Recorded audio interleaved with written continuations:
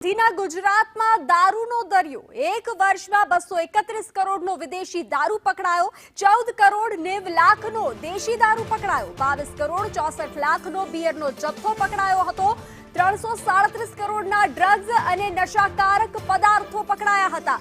દારૂ અને ડ્રગ્સ કેસોમાં 137 કરોડના વાહનો જપ્ત કરવામાં આવ્યા હતા. વિધાનસભા ગૃહની સંકલિત માહિતી જે રીતે સામે આવી રહી છે તેને લઈ અને આંકડા સામે આવી રહ્યા છે.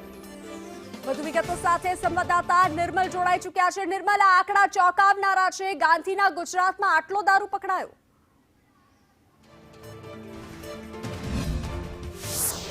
બિલકુલ, દારૂબંધીની વાત કરવામાં આવી રહી છે. દારૂબંધીનો કાયદો ગુજરાતમાં અમલી છે. દારૂબંધીને લઈને ઘણી કલમો છે, અનેક કડક કાયદા છે, પરંતુ તેમ છતાંય સ્થિતિ જોઈએ તો પોઝિટિવ સ્થિતિ નથી.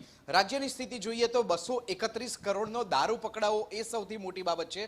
ગુજરાત એ હવે દારૂનો દરિયો બની ગયો હોય તેમ લાગી રહ્યું છે. જે રીતે વિધાનસભામાં સંકલિત માહિતી સામે આવી રહી છે ત્યારે દારૂબંધીને લઈને પ્રશ્નો ઉપસ્થિત થઈ રહ્યા છે.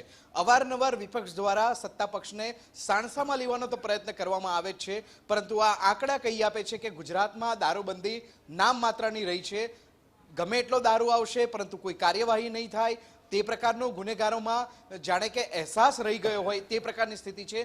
ગુનેગારોમાં કોઈ પણ પ્રકારનો કાયદાને લઈને ડર નથી રહ્યો તે પ્રકારની સ્થિતિ જોવા મળી રહી છે. દારૂ અને ડ્રગ્સના વેચાણમાં 137 કરોડના વાહનો જપ્ત કરવામાં આવ્યા છે. પોલીસનો આ સત્તાવાર આંકડો છે કે જે ગૃહ વિભાગમાં રજૂ કરવામાં આવ્યો છે. આમ દારૂબંધીને લઈને અનેક સવાલ ઉપસ્થિત થઈ રહ્યા છે કે જેની સંકલિત માહિતી આજે વિધાનસભા ગૃહની અંદર રજૂ કરવામાં આવી છે. જી, જાણકારી સાથે જોડાવા બદલ આભાર નિર્મલ.